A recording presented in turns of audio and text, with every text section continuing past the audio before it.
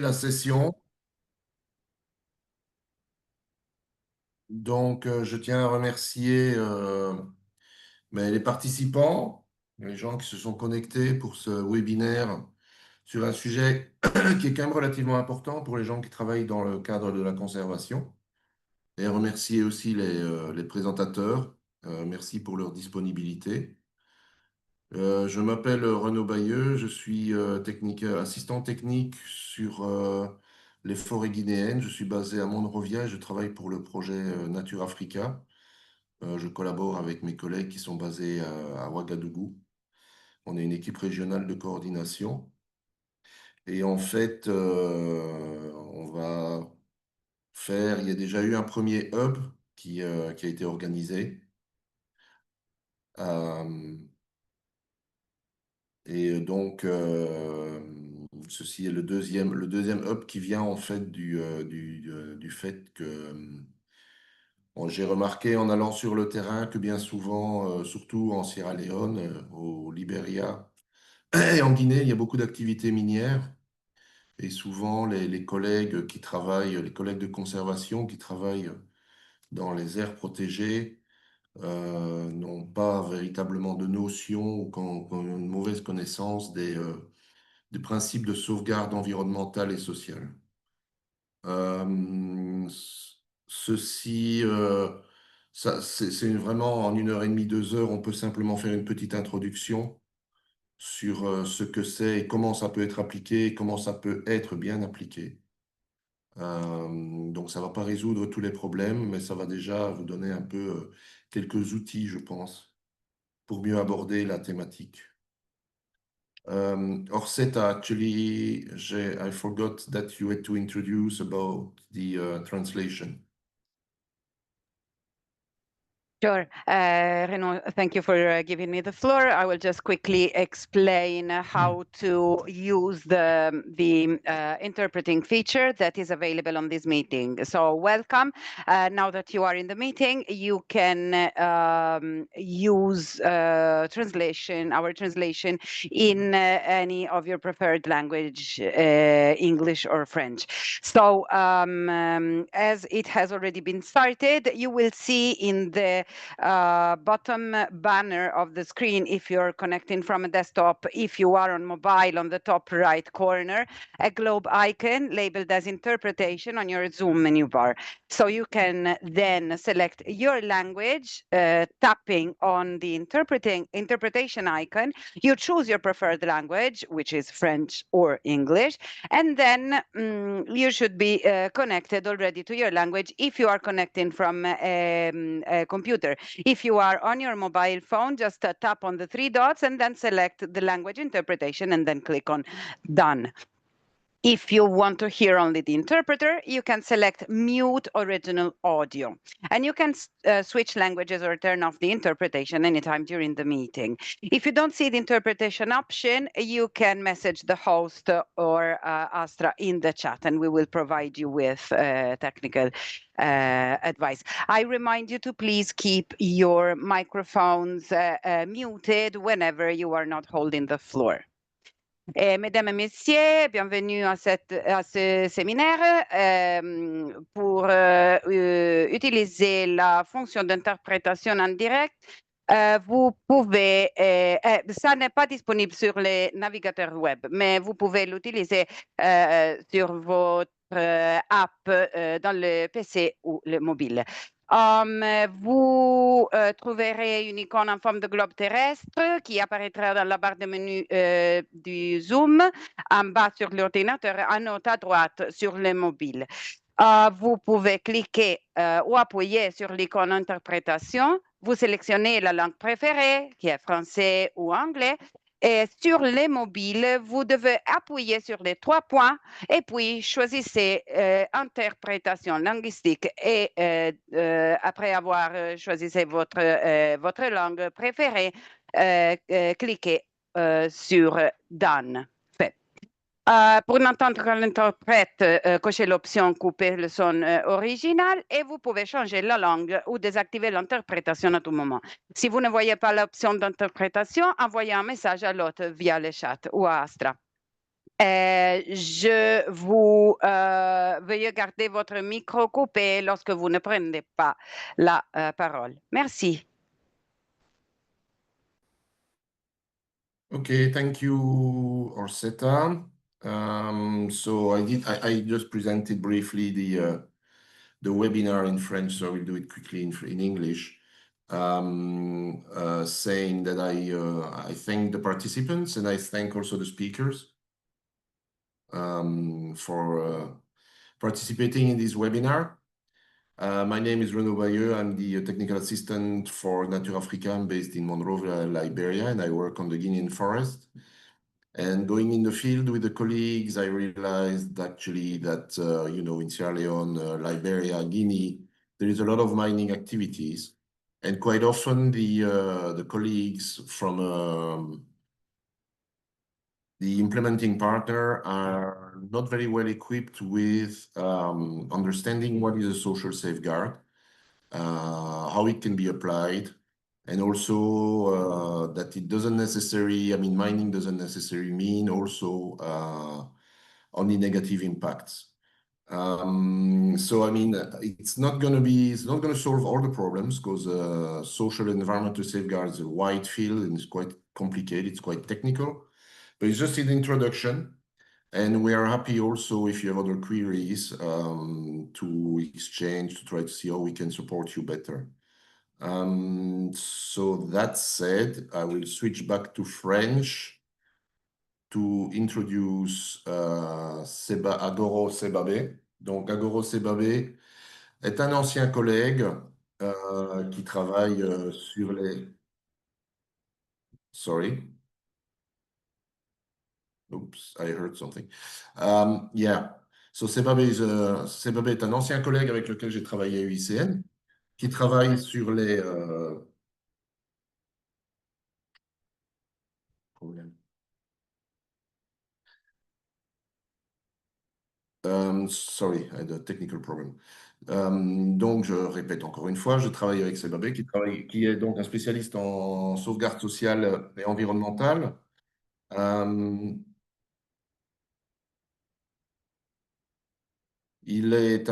C'est l'ancien directeur des études d'évaluation et de l'intégration à l'Agence nationale de gestion de l'environnement du Togo. Sebabé donne encore des cours sur la gestion de l'environnement et les évaluations environnementales. Il capitalise une riche expérience dans la conception et la conduite de politiques environnementales. Et donc, comme je l'ai introduit, il travaille actuellement comme spécialiste de sauvegarde sociale et environnementale pour le projet WACA au bureau UICN de Dakar. Voilà, Sebabé, je te laisse la parole. Merci. Merci beaucoup. Merci à Renaud pour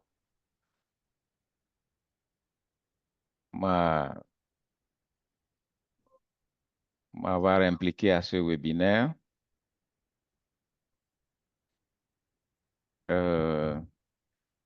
C'est vrai, nous avons été invités par Renaud qui était notre chef programme,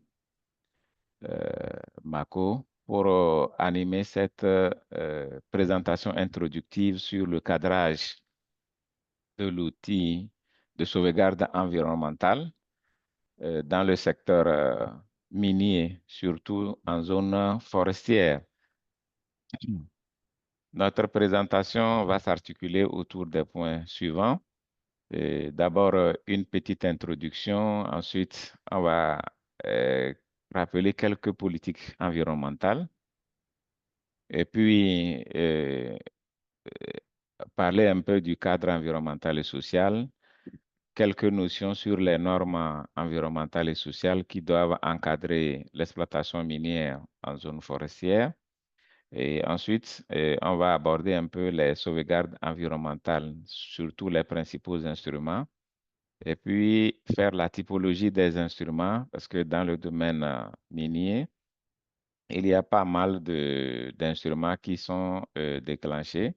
Et puis, après, une petite conclusion. Bien, donc aujourd'hui, il n'est pas question de rappeler encore que la conservation de notre environnement passe par des outils, des instruments spéciaux dont l'application permet de conserver notre environnement. Donc, il s'agit principalement des sauvegardes environnementales qui permettent d'éviter, de réduire, d'atténuer et de compenser les dommages causés aussi bien sur notre environnement que sur nous-mêmes, les humains. Donc, il est quand même important que nous puissions appliquer ces outils-là pour la durabilité de nos activités. Bien, donc par rapport euh,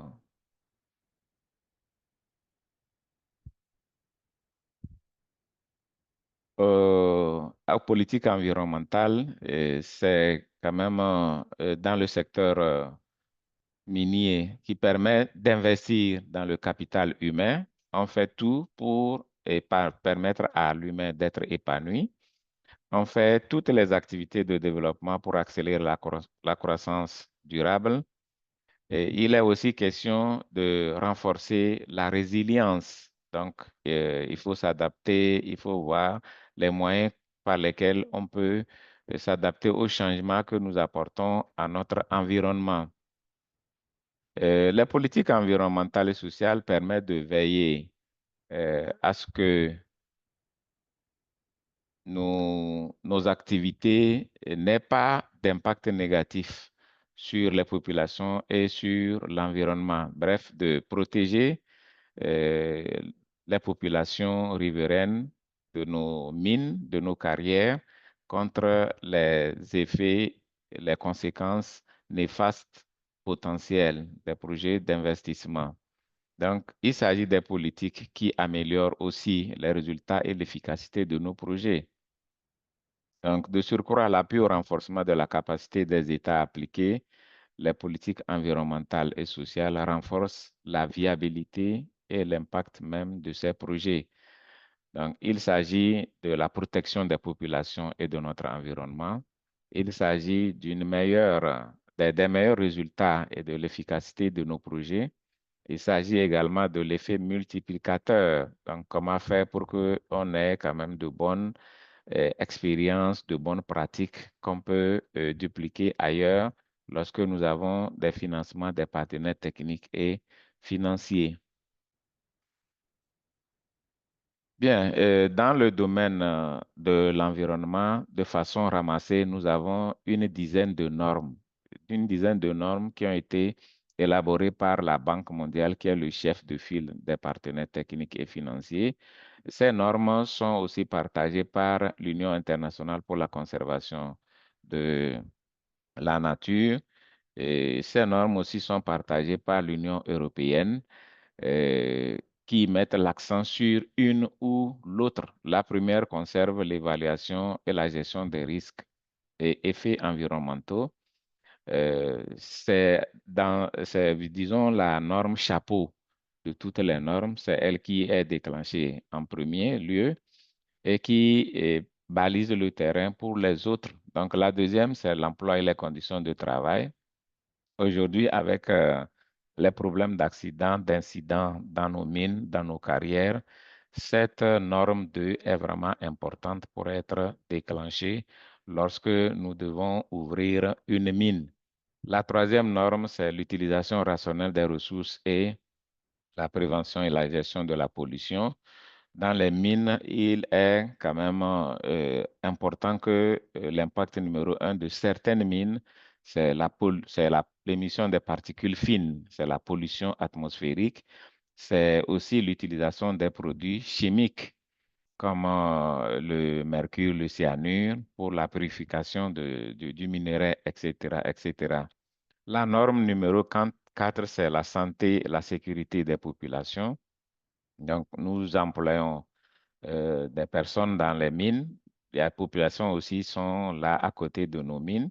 Il est quand même important que des dispositions soient prises pour au moins assurer la santé et la sécurité de ces acteurs.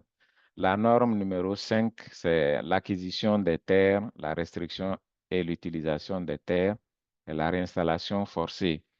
C'est une norme qui est aussi importante parce que quelque part, la terre appartient soit à l'État, soit à des communautés, à des collectivités, à des individus.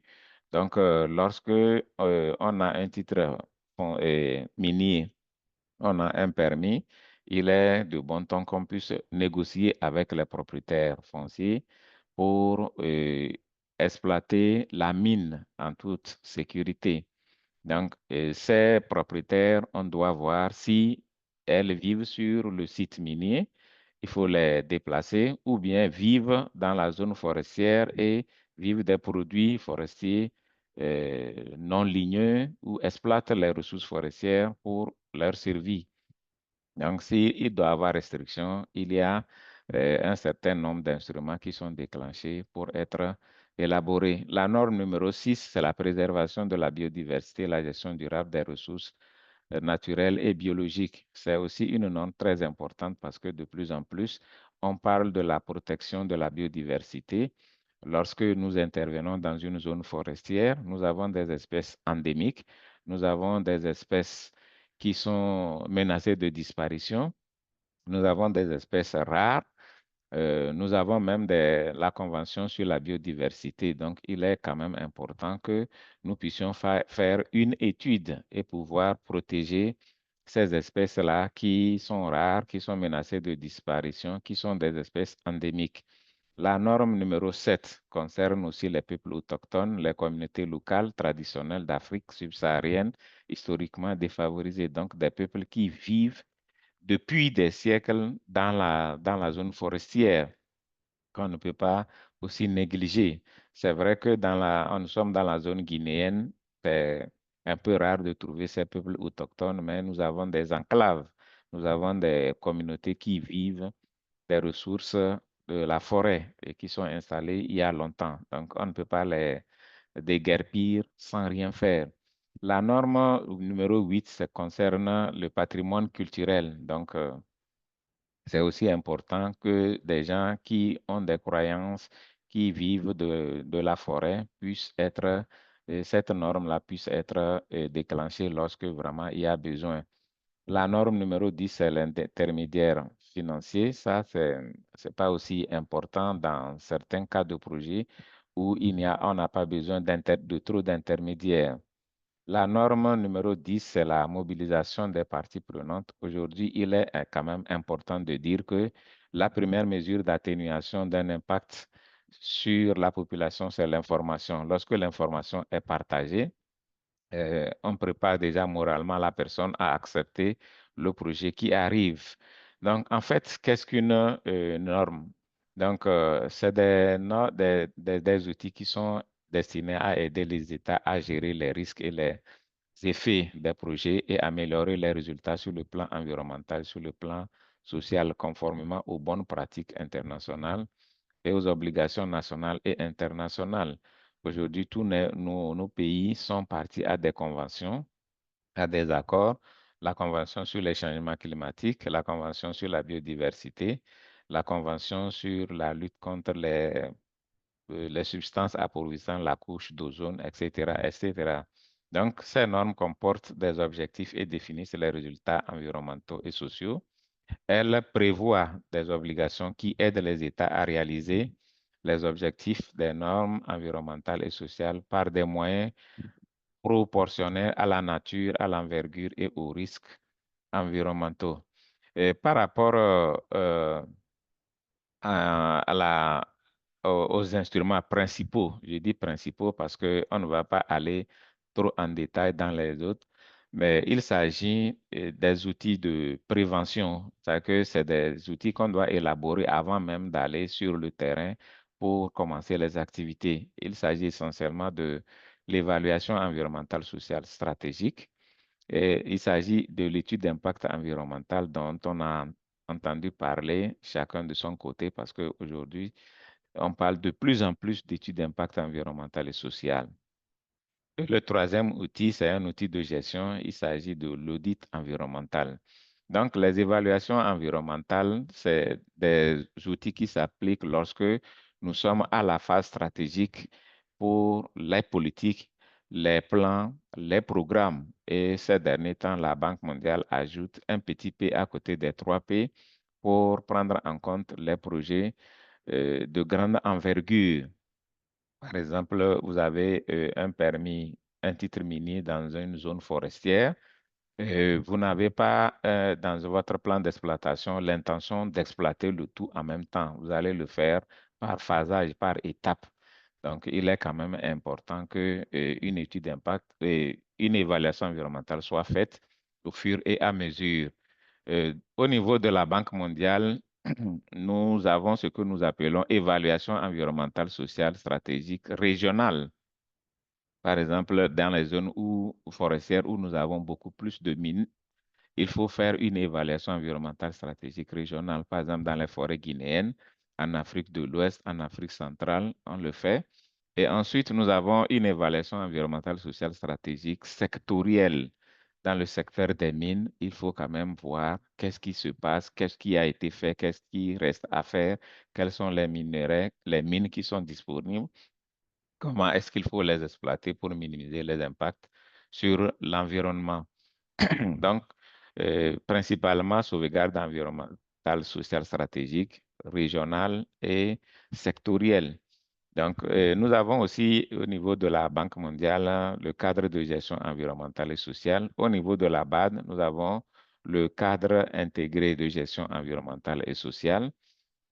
Nous utilisons également le système de gestion environnementale et sociale que la plupart des partenaires comme l'Union internationale pour la conservation de la nature utilisent pour faire le screening environnemental, le tri, pour pouvoir voir à chaque phase du projet, est-ce que ça nécessite des outils spéciaux à élaborer pour prendre en compte l'environnement dans le développement, dans l'implémentation, dans la clôture du projet.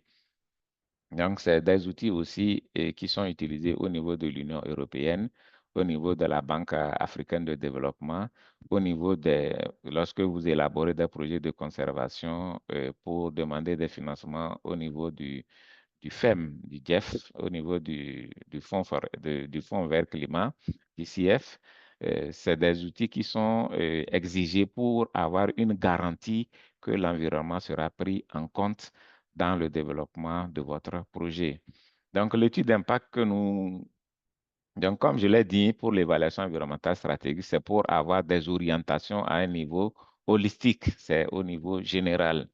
Les études d'impact, c'est essentiellement lorsque nous avons une activité pointue minière. On sait qu'on a déjà le permis, il faut aller exploiter la mine.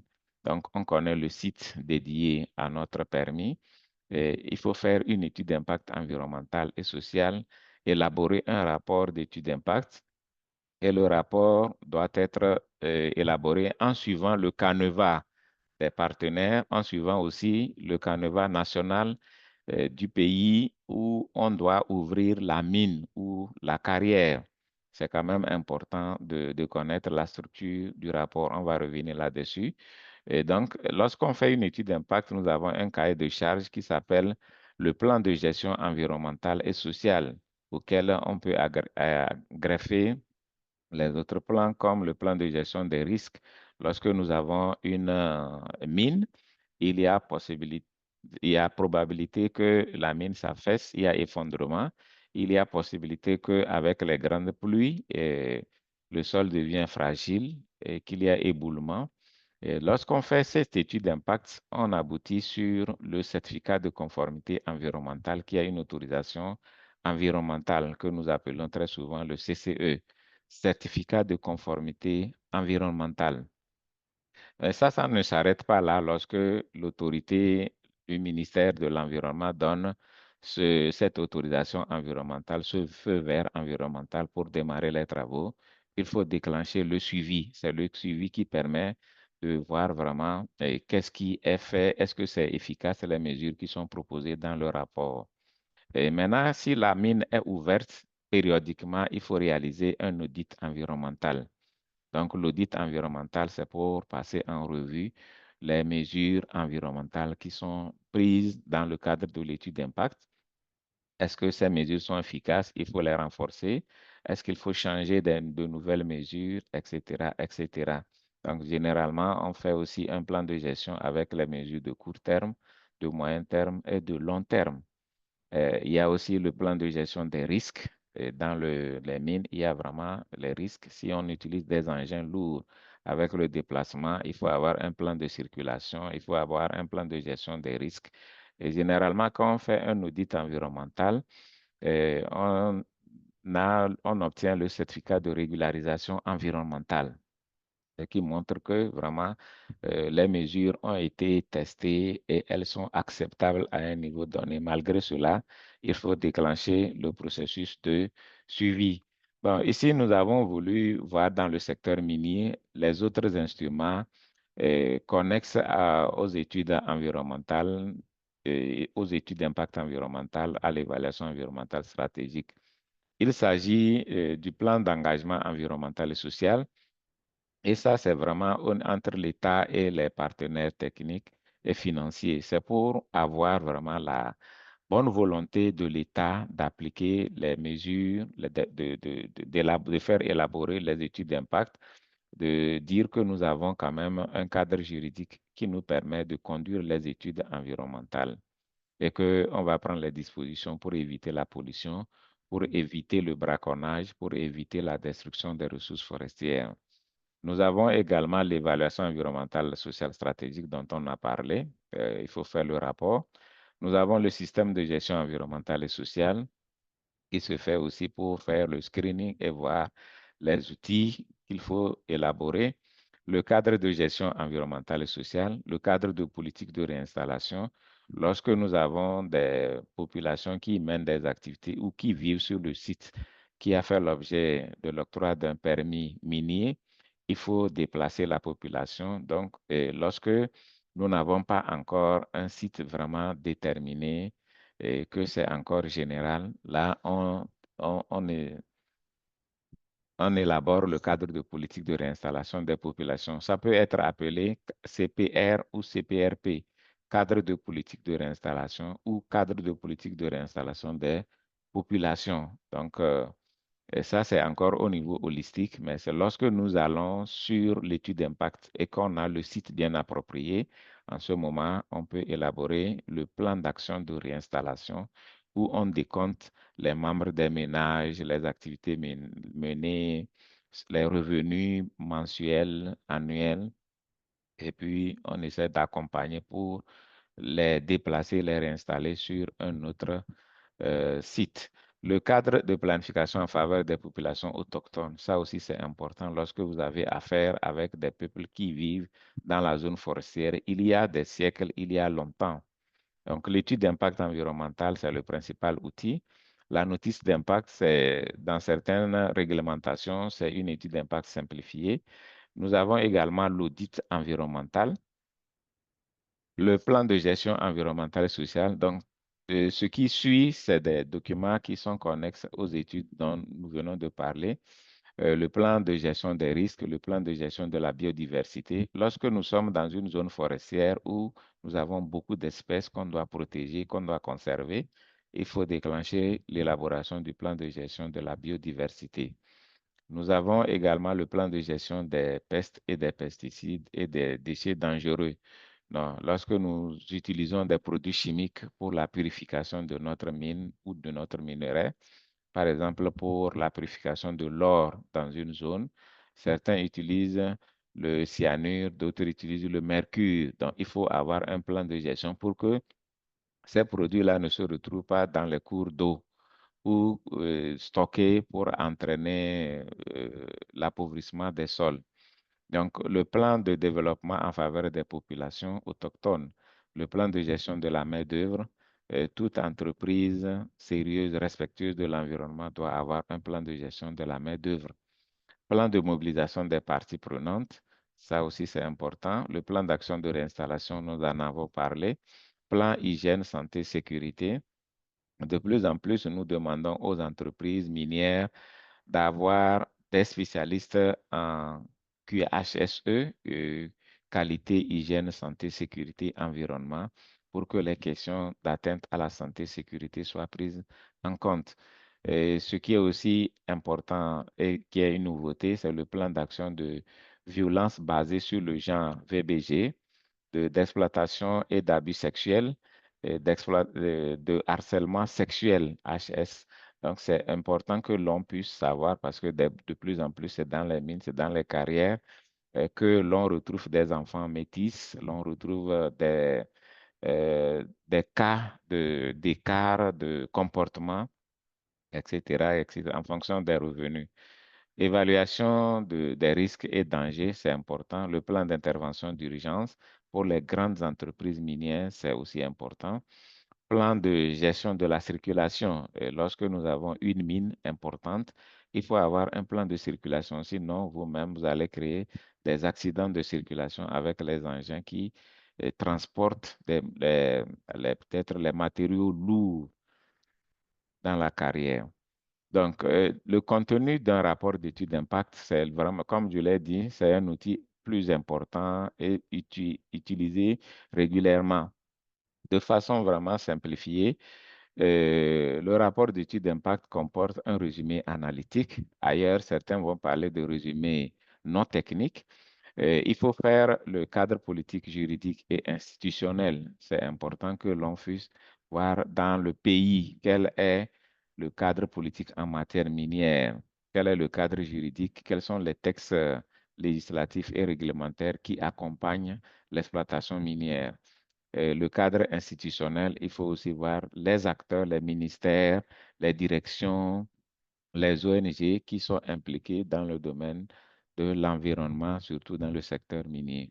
La description du projet, donc qu'est-ce que vous allez faire? Est-ce qu'il y aura dynamitage? Est-ce qu'il y aura euh, enlèvement du couvert végétal? Est-ce qu'on va creuser? Est-ce qu'on va faire des fouilles? Est-ce qu'on va faire juste une tranchée? Donc, il faut vraiment décrire le projet. Données de base, avant même de passer à l'exploitation, qu'est-ce que nous avions comme biodiversité, comme climat, comme sol, comme forêt, comme etc. Donc, il faut qu'on ait la physionomie de l'environnement avant même l'exploitation. Les risques et effets environnementaux. Si on commence les activités, qu'est-ce que nous pouvons avoir comme incidence, comme conséquence, comme changement sur sur l'environnement et sur enfin, le milieu social? Et si on identifie ces risques, ces impacts, il faut proposer des mesures pour amener ces impacts à un niveau acceptable. C'est ce que nous appelons généralement les mesures d'atténuation. D'abord, il faut faire la hiérarchie des mesures. Il faut éviter. Si on ne peut pas éviter, il faut réduire. Si on ne peut pas réduire, il faut atténuer. Si on ne peut pas atténuer, il faut compenser. Donc, voilà un peu l'échelle de mise en œuvre des mesures d'atténuation. Il faut voir aussi les solutions de rechange. Qu'est-ce que, au lieu de faire cette exploitation de cette manière, est-ce qu'il y a une autre manière de le faire? Le plan de gestion environnementale et sociale, c'est le cahier de charge. Vous devez doter les ouvriers des équipements de protection individuelle adaptés, etc., etc. Vous devez informer les autorités avant de commencer. Et vous devez donner votre plan d'exploitation. Est-ce que ça va être systématique? Est-ce que ça va être par phase? Et ensuite, il faut un plan de suivi environnemental. C'est vrai qu'il faut voir l'environnement. Est-ce qu'il a la capacité de reprendre ses droits après la destruction du couvert végétal, après l'exploitation? Le calendrier d'exécution et l'estimation de coûts, c'est aussi important que cela apparaisse dans le rapport d'étude d'impact environnemental. Bien, par rapport aux impacts génériques que l'on a, dans le secteur minier, surtout en zone forestière, c'est d'abord la déforestation. Il faut enlever les arbres, il faut enlever tout ce qu'il y a sur le sol avant d'aller vers la mine. Donc, cela peut entraîner la dégradation des écosystèmes. Et quand on enlève la végétation, il peut y avoir aussi émission de gaz à effet de serre, parce que les forêts constituent les puits de carbone. La pollution atmosphérique, nous avons souvent, avec les dynamitages, l'émission des particules fines qui vont polluer l'atmosphère. La perte de la faune et de la flore. Souvent, les arbres constituent les habitats. et si on enlève vraiment la forêt, ça veut dire que la faune va disparaître. Il peut y avoir intensification du braconnage. Donc, il peut y avoir aussi l'extraction des produits forestiers non ligneux que nous appelons les PFNL. La perte des terres cultivables. Certains peuvent faire la cueillette, des gens peuvent faire aussi les champs. Quand il y a une exploitation minière à grande échelle, il peut y avoir la perte des terres cultivables. Il peut y avoir aussi excusez-moi, la contamination des eaux de surface et des cours d'eau. Donc, après, avec la purification, les eaux de ruissellement peuvent amener les produits vers les cours d'eau ou bien la stagnation de ces points d'eau. Avec aussi l'envoi des boues dans les cours d'eau, il peut y avoir tarissement des sources d'eau. La population aussi ne pourrait pas avoir de l'eau pour euh, pour boisson. La prolifération d'insectes nuisibles et des reptiles, la perte de la biodiversité, les nuisances sonores avec le dynamitage, ça crée des bruits, ça peut déranger la population riveraine, ça peut déranger aussi la faune. L'apparition de nouvelles maladies, les nuisances olfactives, les atteintes à la santé et à la sécurité, les risques de VBG. Ça, c'est des impacts vraiment génériques. Lorsque nous avons la nature de la mine à exploiter, on peut peaufiner ces types d'impacts. Par rapport aux mesures d'atténuation, il faut dire que la première, c'est d'abord la réalisation et la mise en œuvre des études environnementales, études d'impact avec un plan de gestion environnementale. Il faut respecter les normes environnementales et sociales. Si on vous dit que voilà les normes d'émission dans l'atmosphère, vous devez respecter les particules que vous allez émettre dans l'atmosphère, les normes d'émission aussi dans l'eau, les normes de rejet.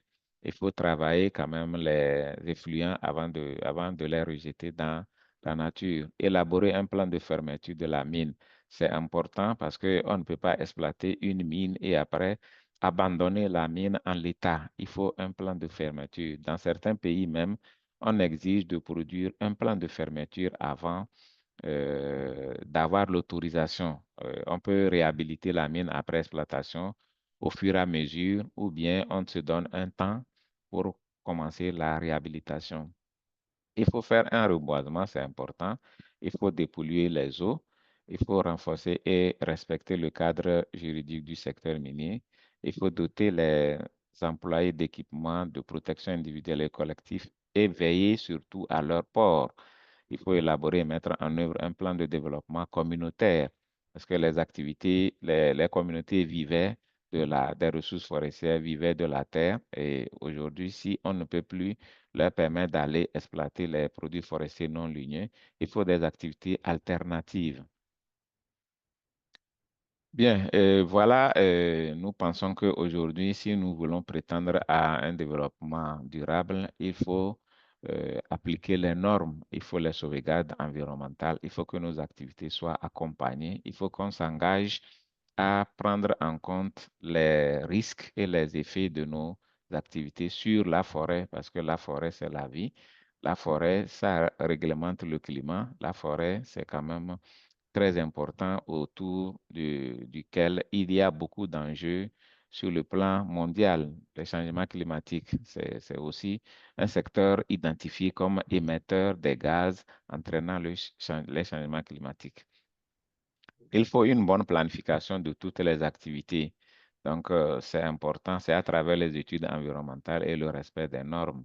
Il convient de souligner que la responsabilité de tous les acteurs est requise. Et ce n'est pas parce qu'on est promoteur qu'on doit faire fi de ce que l'État exige ou ce que les populations demandent. Donc, la protection de l'environnement ou la conservation, c'est l'affaire de nous tous. Voilà, je vous remercie pour votre aimable attention. C'est juste une introduction. S'il y a vraiment des questions sur certains aspects qui nécessitent des développements, nous pourrons revenir là-dessus. Je vous remercie. Merci beaucoup, Agoro. Donc, les questions, merci de garder votre question pour en faire les trois présentations. Et on passera à la séance de questions-réponses suite aux 3 présentations. Donc maintenant, j'introduis Stefan Teeuwen, qui travaille pour la Commission néerlandaise des évaluations environnementales. Depuis 2018, il travaille surtout en Afrique de l'Ouest, principalement au Niger, au Sénégal et au Bénin. Il s'est spécialisé en gouvernance et en évaluation environnementale transfrontalière. Et lors de sa carrière, il a examiné des EIES et des ESS dans plusieurs domaines, notamment le secteur minier. Et donc, il va se concentrer sur l'impact de la mine dans et autour des aires protégées. Merci, Stéphane. Merci, Renaud, and bienvenue à tout le monde. I will continue my presentation in English, but I hope that you'll be able to follow with the translation. So thank you for giving me the floor.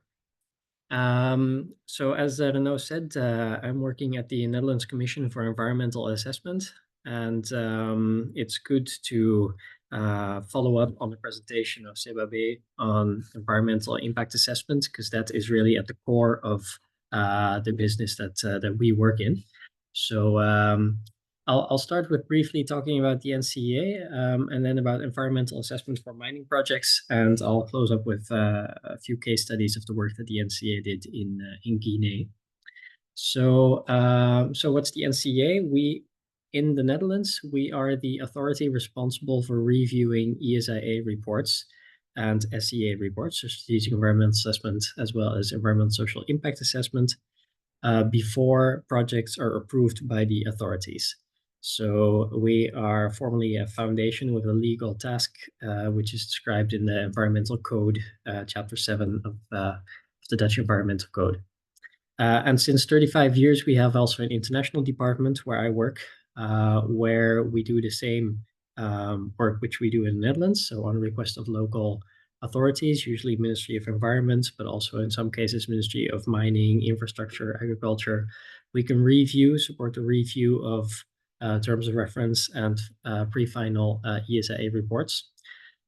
We also coach environmental authorities in conducting strategic environmental assessment procedures, and we do capacity development, everything related to environmental social impact assessments and strategic environmental assessments. We've been active in over 100 countries, but right now we're seeing that we're actually having quite a lot of focus in West Africa, quite a lot of work going on over there. So a brief overview of activities. We do reviews, which I mentioned before. So there was an SEA for the mining sector in Mauritania recently, where we on request of the Ministry of Environment, we took a look at this SEA, which was prepared to support the development of mining policies. Another example is a rehabilitation of a mine in Senegal, where for the rehabilitation plan, we reviewed it before it was approved. There are some case studies in Guinea, which I'll get back to later. Trainings on, for example, managing impacts of mines in Niger and in Burkina. So as you can tell by now, mining is a topic. It's a recurring theme for the work that we're doing, especially in West Africa. So I think I already mentioned some of these examples, and it's quite broad because environmental impact assessment, it's a mandatory step before project approval in every country in West Africa. And this concerns all larger scales projects. So if there's a dam, for example, hydropower dam, multipurpose dam, an ESIA would be required before the project permits can be delivered. So moving on to environmental assessment for mining. I'd like to first take a moment to explain the difference between strategic environmental assessment and environmental and social impact assessment, or SEA and ESIA respectively. I'm actually going to start from the bottom, which is ESIA, which is a legal requirement, as I said, for larger projects. And quite often mining projects are required to do an ESIA. And this instrument has been in place for almost 60 years now. And it's present in every legislation in almost every legislation in the world, and every country in West Africa requires ESIA for before project approval. And so it's a study which is done before a mining project is started to understand the impacts of a project. Recently, and I would say recently in the last 15 years or so, there's been more a call more for SEA at a strategic level. ESIA, we say, is about doing projects right. SEA is about doing the right projects. It's taking a step back and thinking about, okay, why, how do we want to develop the sector as a whole, for example? What norms and standards do we want to put in place? Where do we want to allow mining practices, for example, and where not? Is there a way to address cumulative impacts, for example, of individual projects? So I'll get back to these elements in a moment, but it's good to understand this distinction. And what we've been seeing as the NCA is that there's more and more interest in doing SEA for mining to help prevent at a more long-term potential damage caused by individual projects. So focusing a bit on ESIA for mining, as I said, it's usually legally required, often actually already at the exploration phase. So when there's exploration activities for mining, there may be cases so that there's damage caused by the exploration activities. But especially once the planning phase is started, then an ESIA is necessary before a project can be approved. What you see here on the right is a schematic which was developed by the IGF, the Intergovernmental Forum on Mining, Minerals and Metals, together with the NCA in a publication about ESIA in the mining sector, which provides legal guidance for governmental actors to strengthen the environmental social impact assessment system of their country for the mining sector. So the ESIA, of course, what's in the name? It's about understanding the impacts, of course, of a project, environmental social impacts. But this should be considered quite broad. So there's an argument which is often shared in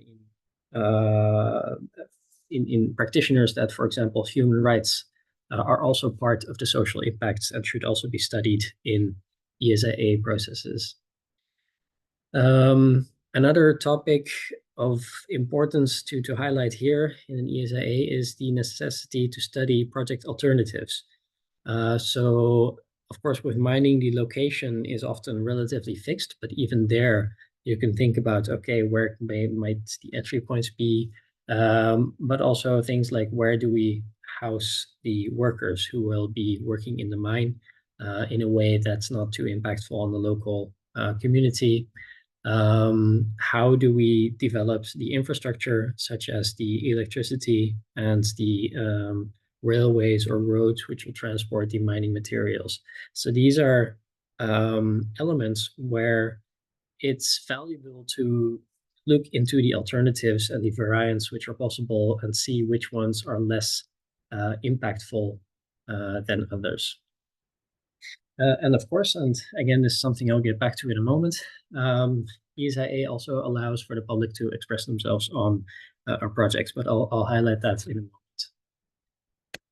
moment. SEA then, a moment to talk about SEA. As I said, it's more strategic, so it's really taking a step back.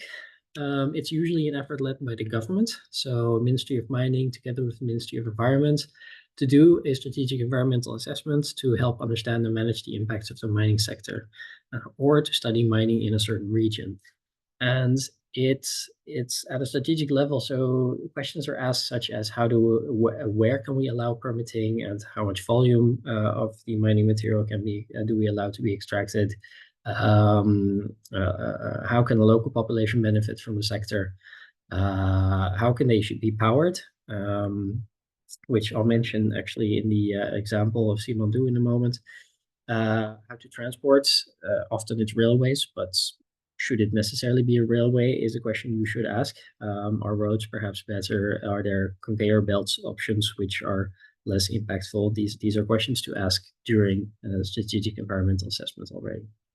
And of course, as SEBABE also already highlighted, the importance of thinking about mining closure, how to manage the end of life stage, ensure that the population has the population which was working in those mines have different alternatives for their livelihoods once the mine closes, let alone, of course, the activities necessary to ensure that a mine is closed in a way that doesn't continue to harm the environment through pollution, or which continues to present hazards through, for example, open pits.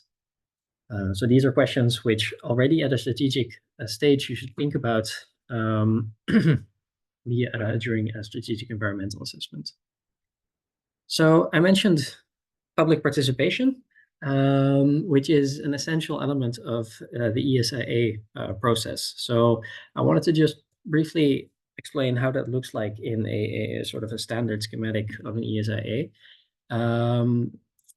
Having said that, of course, every ESIA process it can have its slight differences depending on local legislation, costumes, the team and time available. So, but in general, it starts with identifying the project, screening whether an ESIA is necessary or not, developing a scoping report where the different variants and impacts are identified, which will be studied.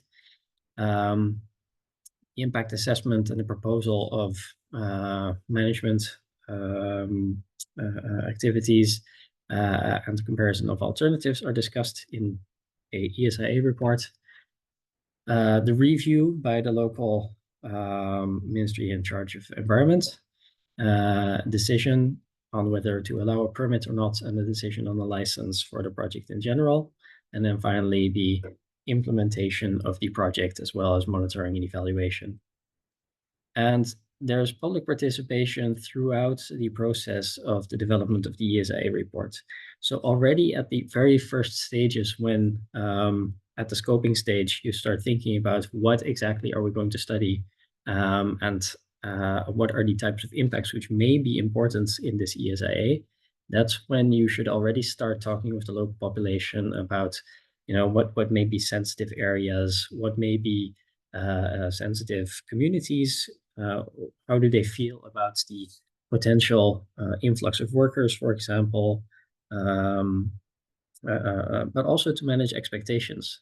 And this is something which in the mining sector is also a delicate issue, because there's often very high expectations from the work potential economic benefits and employment benefits which may be created by a mine. And it's important to manage these expectations well, because there is regularly a mismatch between what is expected at a local level and what is actually envisioned in the development of a mine when it comes to, for example, employment opportunities. So there are some public decisions, which are some formal decisions, which are made throughout the process, which also which are done, of course, by public authorities, who in the end are accountable, of course, to the local population. So that's also an important point to highlight here, that these already at the screening, whether an ESIA is necessary or not, but also in approval of the scoping, which I didn't highlight here, but those are moments when the local authorities, the national ministries of environment and mining, make decisions for which they are in the end accountable. And those decisions are published and accessible. And throughout the process, individual documents are also produced and published, several of them are published. So the terms of reference for the ESIA itself is published. The ESIA report, of course, is published. And all these documents which are being published are available and allow for access to information. So as a CSO and as an NGO, these are documents which in most legislations in West Africa are required to be public, publicly available and which provide information about the advancement of the studies, the types of impacts expected, the size of the project, the amount of jobs expected, etc. So there's a lot of information which can be found in these documents, which helps inform the public debate about the development of such a project.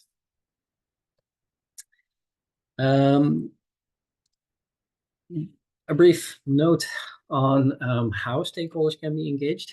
There's what we call a ladder of participation, where if you start from the bottom, the most basic step is just to inform the people about a project which might be, which is being developed.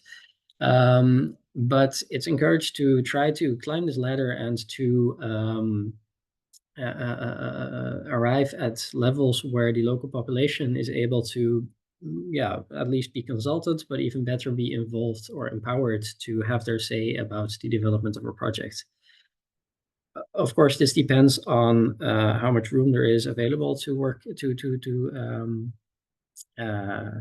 redesign or take into consideration suggestions. But we find that the quality of a project is often quite improved if there is at least involvement and collaboration of the local population, where they can make suggestions about what kind of impacts they feel will be important to pay special attention to. And they may also have suggestions on how to, place, for example, where to place a camp of workers and how to ensure that they and the local population will be not at odds with each other. For strategic environmental assessment, the process is quite complex, which I've tried to show here with this image. I'm not going to explain it here because that would require another 20 minutes, but suffice it to say that an ESIA is a relatively linear process. There's some steps and you get from A to B, from B to C. For strategic environmental assessment, it's a dialogue. It's continuous dialogue between governments, consultants, local population, experts, and it can be a complicated process, but it's important because it allows for people to continuously be informed about new developments, to interact with each other, and to co-create in the end a policy or a plan for the development of a mining sector. If there's ever an SEA for a mining sector, then do let me know, and I'd be happy to think along about how to get this strategic discussion, and make it as effective as possible. So finally, with the time which is left, I'd like to take a quick look at two case studies in Guinea. The first one is the Simandou mine. I think it's familiar to all of you. It's potentially the biggest iron mine in the world, with 2 billion tons of iron ore estimated in reserves.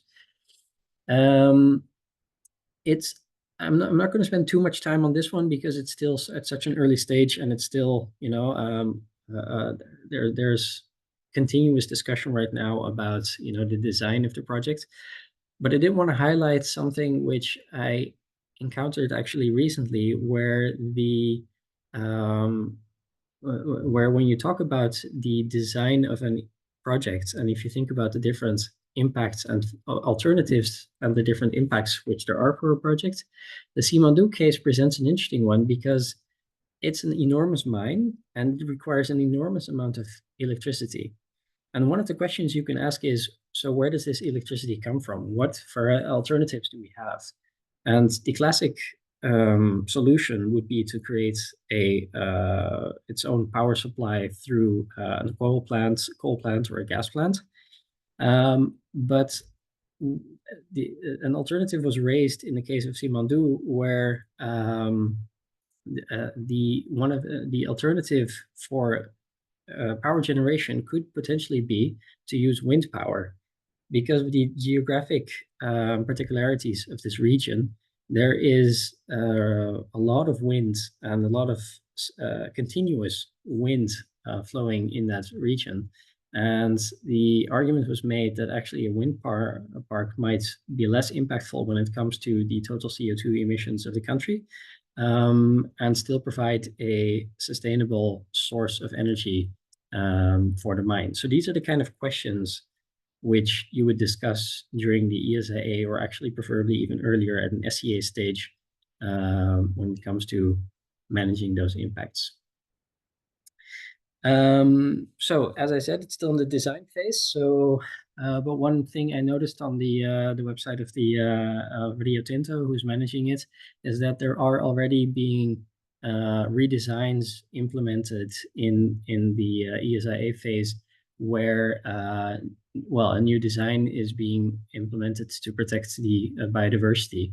And this is in reference to the IFC performance standards, which SEBABE already presented in the previous presentation, where performance standard 6 is all about the protection of biodiversity and yeah, the steps necessary to do so. The NCA's involvement for now it's limited. We've done a review of the Resettlement Compensation and Compensation Action Plan, the RCAP, where one of our recommendations when it comes to mining in protected areas is that it's important to also take into consideration the compensation necessary due to damage caused to ecosystem services. So it's a mine taking place in a region where, you know, there's a lot of sensitive biodiversity and sensitive balance between water usage, the water cycle, and if you start impacting this balance, that means the local population will also have to a certain extent, resettle economic activities, and for this they need to be compensated as well. The full review of the NCA is available online, accessible to everybody. So if you search our website, eia.nl, you'll be able to find the text of our review where more details are given. I'd like to end with the final case study, which is the Mondimba iron mine. This is a iron mine also in Guinea, a bit more to the south, right up to the border of Liberia and Cote d'Ivoire. It's a lot smaller than Simandou, but it's still significant. It's still 10 million tons per year of extraction envisioned in the first phase, which is a lot, of course, and then 20 million tons after the first phase. Transports through road transport actually envisioned to go through Liberia and Cote d'Ivoire. And again, here there are some interesting questions to ask in an ESIA and an SEA process. And when our team was there, one of the questions which was raised was, if you have already the Simandou mine, which is a factor 100 bigger than the mine that is here, and given the fact that this mine is located in a very sensitive area, why not focus more on Simandou and let this area rest? Because this mine, these two mines, actually, there's two of them, are located right next to a UNESCO World Heritage Site. And one is actually in an enclave of the UNESCO Mondimba World Heritage Site. Again, before I continue, the link to our reviews can be found in here, and they can be found on our website. We reviewed the terms of reference for the ESIAs. So this project is still at the design phase as well, where the terms of reference, one of them have been approved under conditions now, and the ESIAs will be developed soon. And so when you talk about mining in protected areas, these were our recommendations. We talked about the importance of complying with the UNESCO World Heritage Committee's decisions to avoid jeopardizing the site status. What I mean to say here is that these mines are located right against the border of this UNESCO World Heritage Site. And for this UNESCO World Heritage Sites, there are what we call outstanding universal values. If this mine causes impacts, these mines cause impact outside of their mine borders, which is not unlikely, then those may impact these outstanding universal values. And this is something which will require a special attention during the development of the ESIA. Because if that's not the case, then this World Heritage Site may lose even more of, it may be reduced in status even more than what was already the case. Then, and then of course, potential impacts include habitat destruction, water pollution, changes to local microclimates. There's a few, these are some more concrete examples of the list which SEBABE presented before. So a thorough assessment and mitigation measures to minimize these impacts maybe is necessary. I'd like to wrap up here, but of course, don't hesitate to ask me any questions, and I'll also leave my contact details in the chat. So thank you very much.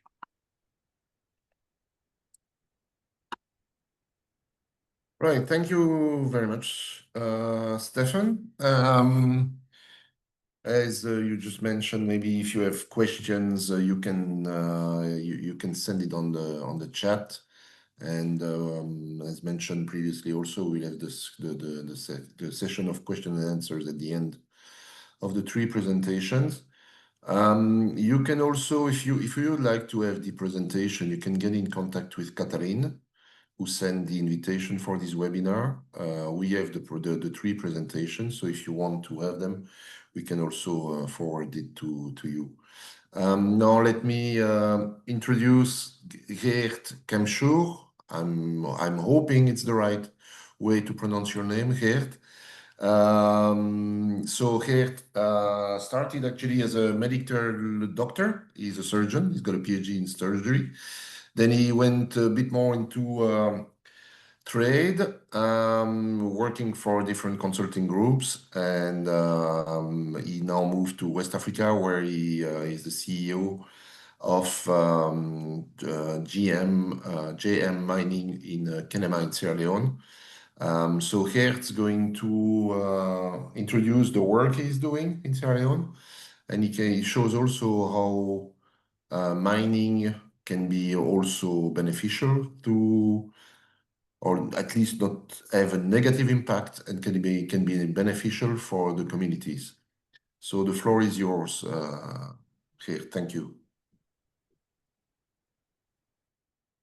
Thank you. Thank you, Renaud, and all those that are still looking and watching this presentation. Personally, I only see now Renaud as a black sheet. I don't have to do something specifically. And I hope that I'm heard. This is a very different presentation than the 2 former ones, because it seems that I'm on the other side and have witnessed and had to pass through the elements of legislation and the impact assessment in the environment as well as social settings. And just to give a first remark, but we'll get back to that, it all depends on the quality and most specifically on the principles of those that are part of the agencies and the ministries to implement the rules, the engagements, how to do things, etc. Because that has an enormous impact. We are to build a true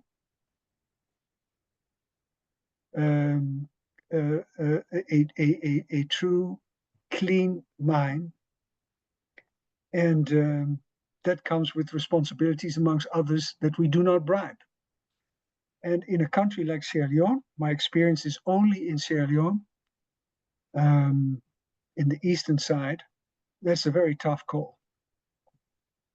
That has such an impact that illegal mining and the activity of communities have a devastating impact on forestry environment, not compared to organized mining. So let me give our example where we have started doing our work.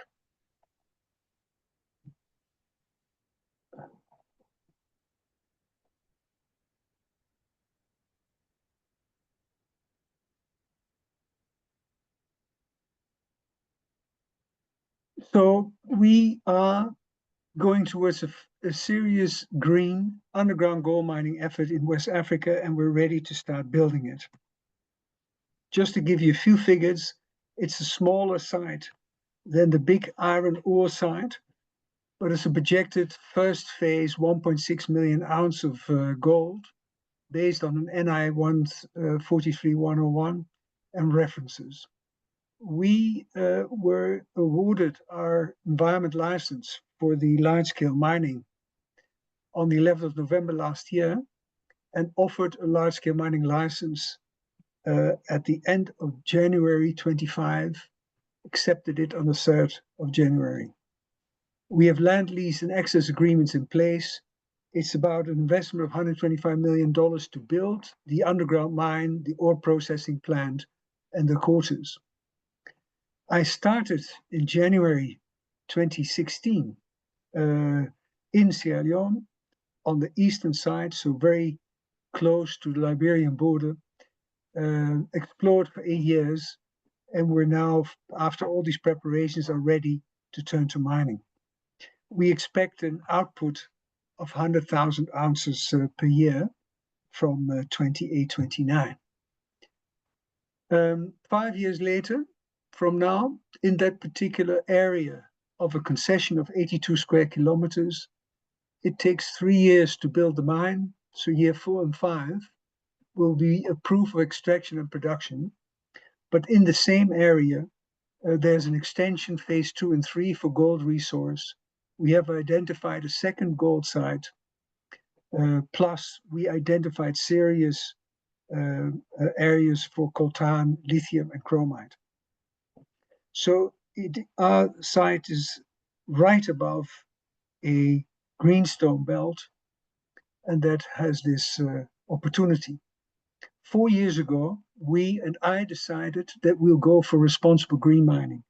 First of all, for commercial reasons, saying that green gold will have a higher value in 15 to 20 years' time than clean gold today.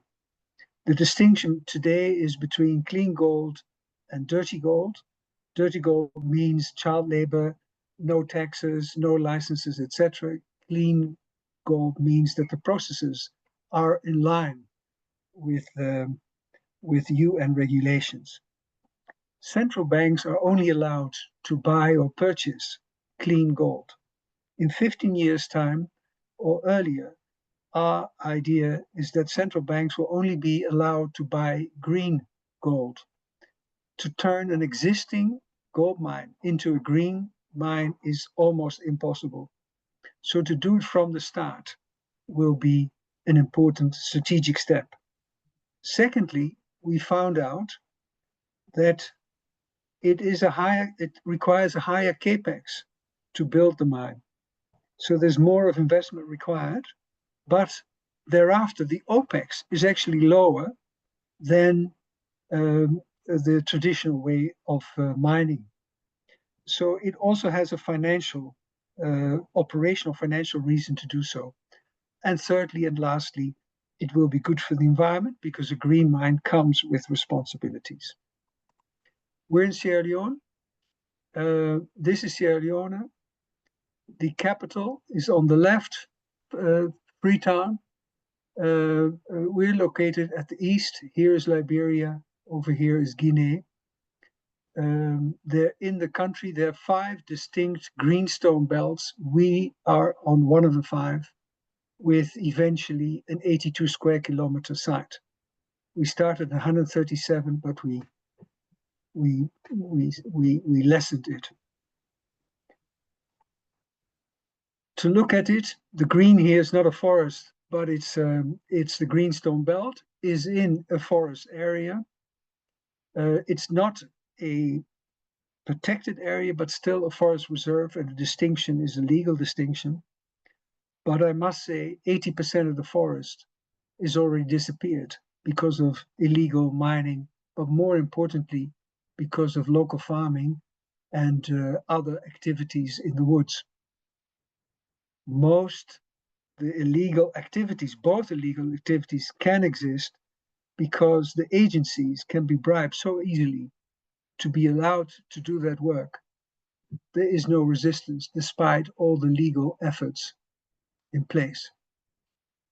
So we, after 6 years work, identified a primary gold deposition, which is a rather odd ore body for phase 1, 900 meters strike length, 4 meters width.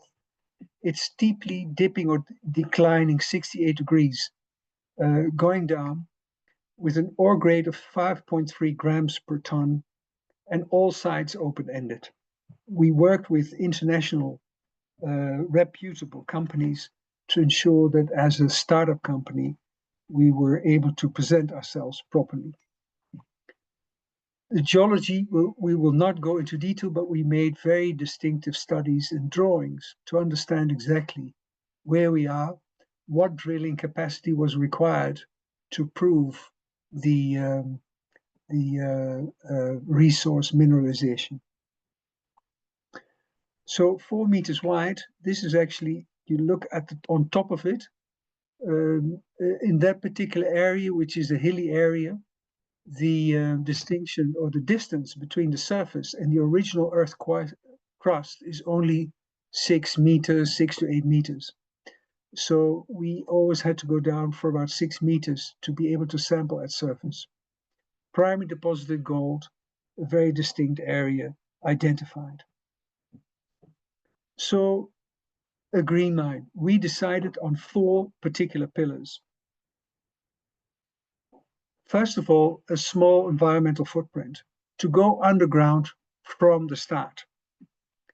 Even though I must say financially, economically, it would be better to have a first start of 100-meter depth going open and then underground. We decided immediately from the start underground, so very limited earth surface impact. We have theoretically designed an ore processing plant which makes very efficient reuse of water systems. And very importantly, together with the University of Chemical Engineering, the University of Amsterdam, we have been able to identify a way for 100% recycling of the cyanide, which we partly need in the process of extracting the gold. 60% of the gold is free and can be retrieved by simple systems, but 35% with cyanide. To make it 100% recyclable in a process of 7 days makes a very big difference. Still tailings, 70% will be backfilling, 30% because of the extraction, 100% of the cyanide will be used as raw material for building materials, i.e. to recycle part of our waste. We immediately started already in our exploration period with tree planting, which was quite easy because 80% of the forest was already destroyed, even though on the central drawings of the government, it's pointed out as a forest. So that's pillar 1. This is the model of the mine. It has 2 declines going down, one for people, blue and red, one for people and equipment, and the other one for the conveyor belt system to get the ore out. No trucks. You go down up to the ore body, which is the green background, 4 meters wide, 900 meters long, going down for about 1 kilometer, 1,000 meters. Once you hit it, you go down like a spiral and stay connected to the ore body. Every 20 meters, a ore drive is being built, a tunnel is built, 4 meters wide, 4.5 meters high to extract the ore. And this way, slowly but surely, you'll go down and extract the ore from the subsurface environment. I will not go into too many details, but you have an idea. This is how the portal looks like. This is not our portal. This is an example in South Africa. The cement type model here. This is the only thing you will see of the mine. It has 2 declines, 4.5 meters high, 4 meters wide, one for the conveyor belt system to take the ore out, and the other one for the exchange of people and equipment. A tunnel looks like this, as mentioned, 4.5 meters high. 4.5 meters high, 4 meters wide. Because it's hard rock, it is stable, and you slowly but surely, with about 6 to 8 meters a day, a 24-hour relation, you push forward in such a tunnel. This is a mine 2 hours drive north of us, which it's on one hand an open diamond mine, but they also have a 80 centimeter diamond dike and have the similar process of using tunnels. You see in the left picture, you see actually this blackened area is the diamond dike. This is myself. This is 300 meters below surface. The second pillar is no combustion energy. We are lucky that the West African grid enters Sierra Leone from Liberia very close to our site. And we have an oral agreement with the local electricity or the national electricity provider to extend the grid for 7.2 kilometers into our site and to create our own electricity base. That electricity is partly based on hydropower, but it will, if it's always on, that will be already enough to service the mine. At the same time, to safeguard us, we are in a hilly area, but we are able to build a 5 megawatt solar panel farm.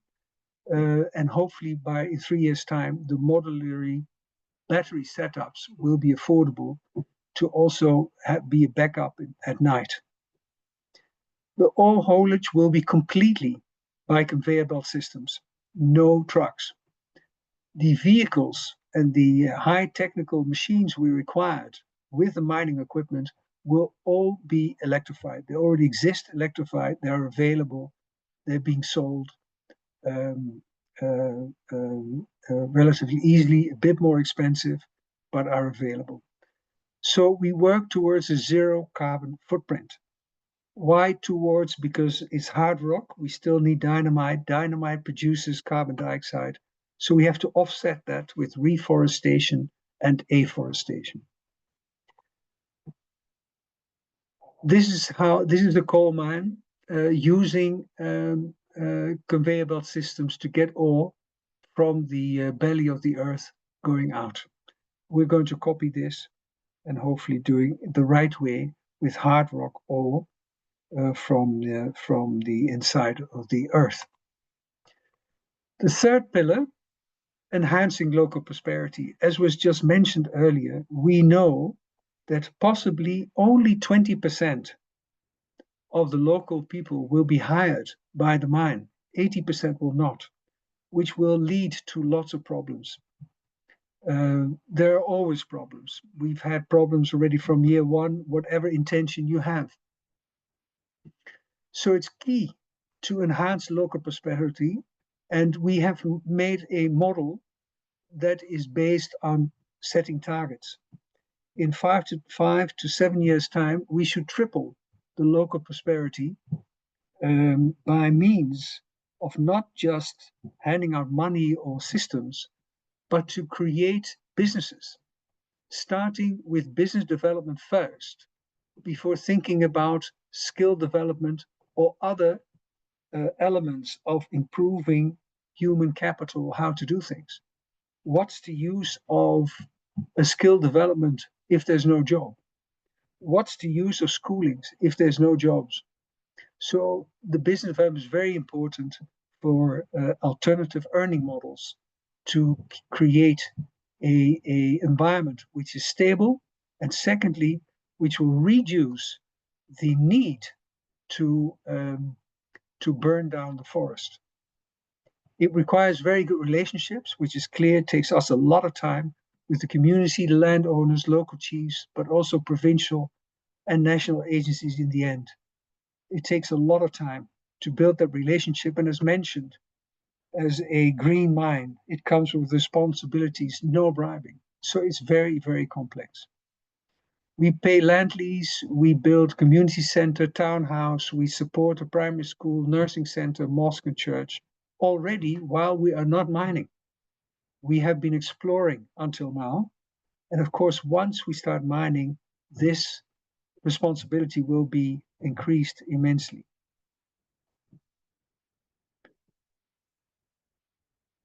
We build this community building. We have several meetings on the left, bigger meetings, smaller meetings. There's always representation and public presentation of what we do, why we do it, and to see and have the local people involved in our progress. Every year a big bull for some ceremonies. One of my best friends is the senior imam of the region. There's specific groups on the bottom to the right we address in helping them to understand what cooperation means. We've started 3 cooperative projects in farming, and the first real problem is for them to understand how it is to cooperate. So that is one of our focus areas at this moment in time. The fourth one, which is the easiest one when you do it from the start, is to do everything according to UN regulations and the ESG Sustainable Development Goals. It's difficult to change, but it's very easy if you do it right from the start. Now, and you know these rules, so I don't have to go into details. The basic human rights, no child labor, no forced labor, no discrimination, respect for the workers, informed consent, no enforced lands resettlement, no contamination, etc., etc. So we are very much involved in this and do it until now, do it right. Now, all this work led to lots of reports, internal and external reports about the mining, about the resource, about economic understandings, etc., etc. But it also led to an incredible amount of reports on the environment, the ESIA as such, but then also the biodiversity, waste management, public consultation, water resources management, etc., etc. This took us 2.5 years. And for a small company, this was a big effort to get it right. 2.5 years, of which 1 year of input and 1.5 years, or 2.5 years, to get going with the agencies and the ministries without paying bribe. All to build this underground mine.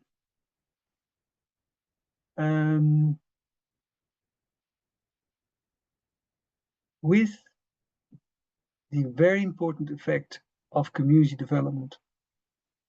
Without alternative models, earning models, it doesn't matter what we think we should do, it will not work.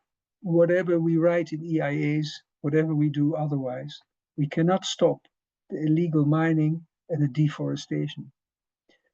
So these are the points that we are working on today. Basic infrastructure we've chosen for water, electricity, which is clear, healthcare and transport. Those are the 4 elements where we will support and improve. We've chosen 5 business platforms for now as alternative earning models. We started with agriculture, with 3 cooperatives where we invest not only in money, but also in helping to understand what cooperation means. And once they can comply and understand how to work together, we get the local university involved, how to improve the yields, and from sustaining output to commercial output. I already mentioned that we will be able to use our tailings to build building materials. As a matter of fact, these tailings are really nice because after this chemical treatment, they are more adhesive, so it requires 30% less cement. And it allows us to make building materials, blocks, walls, stairs, whole setups. It will change how to build housing and other structures.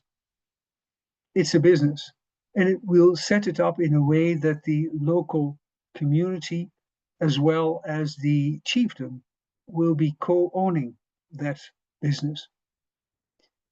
we have started looking into sustainable timber industry. Once we understand that and how to do it, we'll look into certified semi-final products development. And only once we can set up this business platform, only then we will talk about the teaching of skills or understanding and improving the quality of people to work in that particular industry. The area of the Kambui Hills is an area where the cocoa grows very well and easily. So, but the farmers are actually extorted because of the way they're not cooperating and how the cocoa is bought. So we want to change that, and from a 25 hectares cocoa farm, we will build a processing plant to not sell the fruits, but actually do something with the fruits, create cocoa paste, and not for chocolate, but for the pharmaceutical industry to continue a sustainable offset of that environment. By starting our own 25 hectares, we'll have a factory up and running, but we hope that very quickly afterwards, farmers will see the better purchasing prices and start cooperating. Only then the skill transfer in building electricity and plumbing systems will be organized and how to go forward. So of course, we'll continue our basic support to the school, to the nurse centers. We are looking into safeguarding 2 rainforest parks, as a matter of fact, one in Lago, one in Ponderoom. One is 550 hectares, the other one 1,500 hectares. We are afraid that if we do not do it, they will be burnt in 5 to 10 years by the local population. So at least to save something. And from there, it will be more easy to do our afforestation and our reforestation for the future. Now, in our development plan, we have a very well organized, it should be 2 L's, organized water plan. There will be up in the hills a dam for proprietary water, which is chosen in such a way it does not influence the water supply for any of the communities around.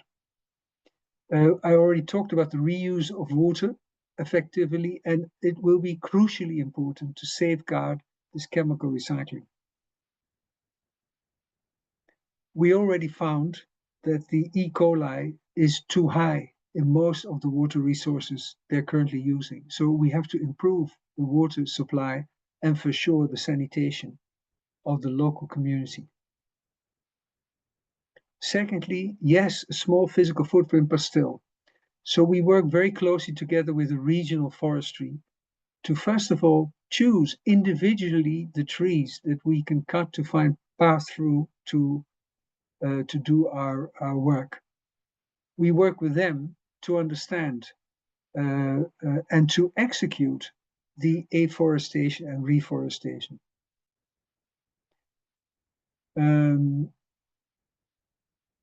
Initially, we thought about a compensation for biodiversity. But with this regional group, we are finding a way now to grow the biodiversity or help the biodiversity be sustained or improved while we are reforesting and afforesting, which is probably a better way. Then as for waste management, not just manage waste, but as a driver for prosperity, tailings as raw materials for building blocks. That's seriously a new business, a local or regional business. We are introducing more alternative earning models, trying to safeguard these 2 rainforest parks, and we're trying to find alternatives for bribe in our designated area of concern. And the last one is crucially important. We have now a small team of 35 people, our own team. Of course, we have external parties helping us. Once we have set up the mine, it will be about 500 to 800 people working for the company. It will be highly technical. This is what we are doing and hope for the best. So this is what I wanted to present. and would like to share in a Q&A our experience with regards how I believe that a well-managed mine and monitored mine is actually improving the environment and is seriously helping the area to develop, not only financially, but also in relation to the environment. Where the real problem lies, at least in the area where we are working, is the illegal activities, whether it's illegal mining or whether it's illegal foresting. That's where the real problem lies. And that is very much depending on the basis of the agencies and the ministries that execute and apply all the theories, rules, and legislation that we are developing. And with my experience when I started out 9 years ago, the references I've been taught and learned to live by are so completely different than what is applied in that particular area in Sierra Leone, that our way of thinking, my way of thinking, was not the right one to get something resolved. And the theoretical processes are completely different than what happens in the location itself. So I'd be very, very pleased to understand from my two former speakers, with everything they've been putting into place, what was the actual effect, the real effect with regards to environmental safeguarding or improving the setting than it was before. Thank you for your time and your attention. It is a joy, it's always a joy to share our work.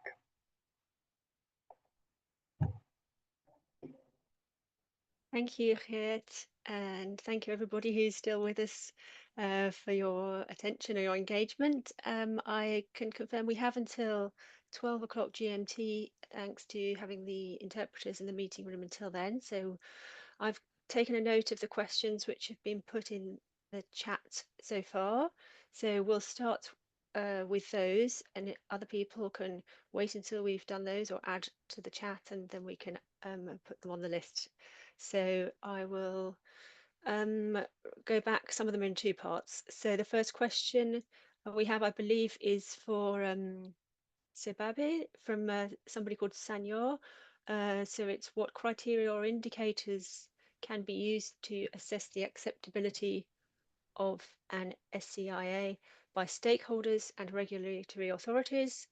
And two, what are the essential conditions for an SEIA to be considered acceptable and relevant? Okay, I'll carry on with the next two sets of questions, which are both to Stephen, and then we'll allow the speakers to respond, if that's okay. So that was for SEBABE. And to Stephen, two-part question from Pacifique Kisler. In light of your organisation's experience in collaboration with states in West Africa, what is your assessment of the implementation of standards by mining companies that have funding sources other than those from the World Bank? And the second question from Pacifique to Stephen, are there cases where an impact assessment study required the suspension or removal of company activities because the impact is too significant in West Africa? And then the next and final of this group of questions from Michael Tare. I think this is also to Stephen. Is there an overlap between Nimba and Simandou concession areas? And the second part, have the benefit sharing been determined from compensation coming from ecosystem damage as a result of the Simandou mining operations? Hope that's clear and the interpreters were able to follow. And I will pass to SEBABE for the answering of that first question, if possible. Thank you. Merci beaucoup pour l'intérêt de suivre la présentation. La première question par rapport aux critères et indicateurs permettant d'évaluer l'acceptabilité d'une étude d'impact. Ces critères et indicateurs sont nombreux. Je vais citer quelques-uns. Le premier critère, c'est d'abord la conformité de l'étude d'impact environnemental et social avec les termes de référence. Les termes de référence décrivent la mission, décrivent ce qu'il faut faire. Il faut que ça soit vraiment conforme. Et ensuite, sur le plan national ou même sous-régional, lorsque nous avons un canevas de présentation d'un rapport d'étude d'impact ou un guide, il faut que l'étude d'impact soit conforme à ce canevas. Il faut que l'étude d'impact respecte les recommandations du guide. Et ensuite, l'état initial, il faudrait que vraiment l'état initial soit bien fait et que ce ne soit pas vraiment des copies-collées, que des présentations de l'état initial ne soient pas un autre site. C'est ce que nous rencontrons souvent dans les rapports. Mais ensuite, il faudrait que ça puisse répondre à la politique environnementale et minière du pays. Il faudrait que le plan de gestion environnementale et sociale soit élaboré, qu'il soit conforme aussi aux attentes des autorités. Il faudrait aussi que des provisions soient faites pour la mise en œuvre des mesures d'atténuation. C'est vraiment important que ces critères soient là. Il faudrait aussi qu'il y ait d'autres plans de gestion si ça doit être déclenché, comme le plan de gestion de la biodiversité, le plan de gestion des risques. Donc, voilà, entre autres, ce n'est pas vraiment limitatif, mais quelques critères d'appréciation d'un rapport d'étude d'impact. La deuxième partie, c'est les autorités. Les autorités doivent veiller à ce que les activités de développement ne compromettent pas aussi la politique de conservation et de préservation de l'environnement. Nous avons une politique minière, nous avons une politique forestière, il y a des axes stratégiques. Il faut que l'étude d'impact puisse vraiment s'arrimer à ces axes de la politique des documents stratégiques et que l'étude d'impact soit approuvée par tous les acteurs. C'est aussi important parce que si vous faites une étude d'impact qui n'est pas validée, qui n'est pas acceptée, ça va être un peu difficile au niveau de la mise en œuvre. Stéphane a parlé des techniques de consultation. C'est vraiment important que le rapport soit consulté par les parties prenantes, que chacun puisse se reconnaître dans le travail qui a été fait. Bien, la deuxième question, si vous permettez, quelles sont les conditions essentielles pour qu'une étude d'impact soit jugée recevable? C'est toujours la même chose. Il faudrait que l'état initial soit bien fait. Il faudrait que les techniques d'identification des impacts soient bien faites. Il faudrait que les mesures d'atténuation aussi soient pertinentes et rentrent dans le cadre de la politique de conservation et de préservation de l'environnement. Il ne faut pas proposer pour proposer. Et si on est dans une zone humide, par exemple, pour euh, les impacts liés au dynamitage, si on demande de faire un arrosage intégré ou de faire quelque chose qui ne peut pas vraiment être réaliste, ça ne peut pas vraiment être pertinent. Il faudrait aussi que l'environnement soit à même de reprendre ses droits après l'exploitation minière. Le résumé analytique du rapport de UE qui a été présenté, en fait, les cas de la consultation. Bon, c'est des suggestions. Effectivement, nous avons dit que nous n'avons pas été trop exhaustif. Nous avons juste énuméré certains outils. Donc, par rapport à la consultation du public, je crois que nos présentations sont complémentaires. Stéphane était revenu par rapport aux consultations. On peut faire une consultation pour un rapport d'étude d'impact avec un résumé analytique traduit dans les langues locales pour que ça puisse être partagé avec tous les acteurs.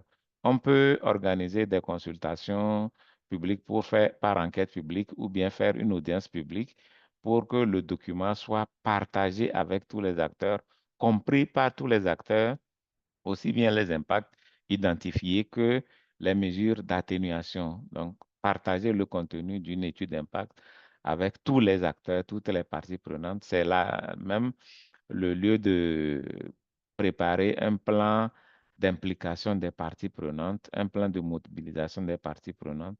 Si les parties prenantes sont partagées, c'est le lieu de trouver le meilleur canal pour la consultation du public.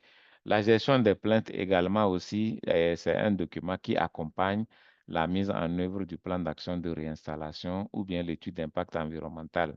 Il peut être élaboré, nous ne l'avons pas mis ici dans le listing des instruments, mais c'est aussi important que ce plan d'action de gestion des plaintes soit élaboré et qu'on puisse indiquer lorsque on a des plaintes à faire valoir, qui est-ce qu'il faut voir en premier? Est-ce que c'est les autorités de l'environnement? Est-ce que c'est les autorités du secteur des mines? Est-ce que c'est l'entreprise? Est-ce que c'est, par exemple, les préfets, les maires, etc., etc. Dans le plan de gestion des plaintes, il y a quand même le schéma de la saisine pour que l'on puisse faire valoir ses droits lorsque ces droits sont un peu bafoués. Comment déclencher la norme 6 par rapport à la gestion de la biodiversité et autres? Effectivement, lorsque on fait l'état des lieux, l'état initial, on verra bien si c'est une zone sensible où nous avons quand même une biodiversité assez riche et qui est susceptible d'être impactée. En ce moment-là, on déclenche la norme et il faut prendre les dispositions pour élaborer un plan de gestion de la biodiversité. Donc, cela permettra aux décideurs de convaincre également pour l'exploitation d'une mine.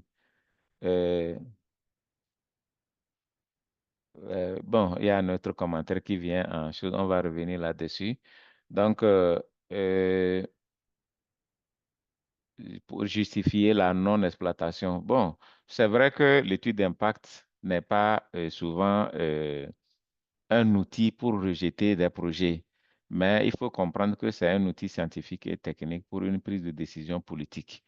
Donc, s'il faut autoriser une exploitation minière et qui va entraîner le soulèvement de la population, au niveau technique, et au niveau politique, comprend la décision, mais les arguments sont avancés au niveau de l'étude d'impact environnemental et social. Il revient donc au niveau politique de prendre la décision. Mais l'étude d'impact n'est pas là pour bloquer l'exploitation d'une mine ou pas.